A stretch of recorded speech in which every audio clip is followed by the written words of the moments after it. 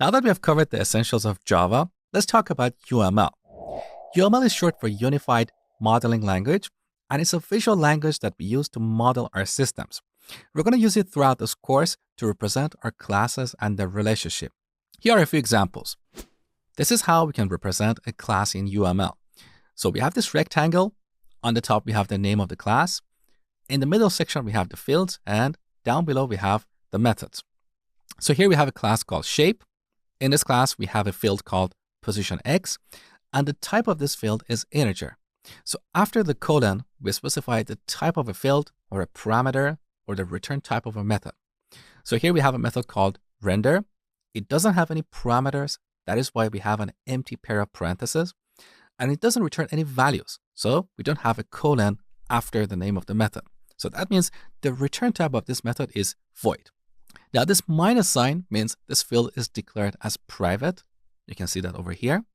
And obviously the plus sign means this is declared as public. Now in this course, we're assuming that all of our fields are private and all of our methods are public. So in the future diagrams, I'm not going to display the minus and plus signs to keep things simple. So this is how we can represent a class in UML. Now let's talk about the three types of relationships between classes. This is what we call the inheritance relationship. So this diagram is saying that the rectangle class inherits from or extends the shape class. You can verify that over here. So class rectangle extends shape. Now, more accurately in UML, the inheritance relationship is indicated by an arrow with an empty triangle. But in the software I'm using, we don't have such an arrow.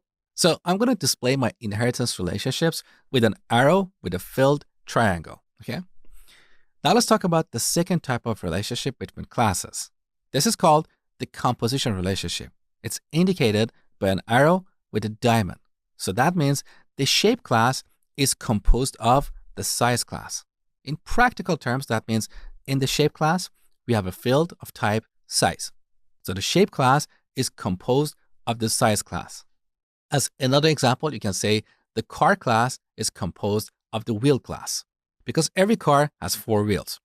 Now in UML, we have another type of relationship called aggregation, which is kind of similar to composition, but I don't want to bring too much UML in this course. We want to keep things simple and focus on design patterns. So if you have some background in UML, you may argue that here we should use an aggregation relationship instead of composition. Let's not worry about these subtle details. So this is the composition relationship.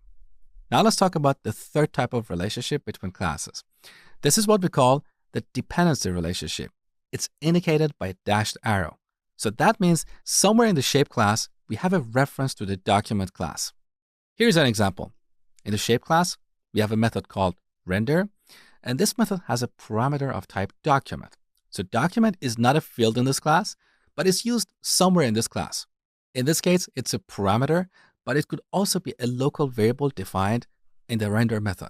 So somewhere in the shape class, we have a reference or a dependency to the document class.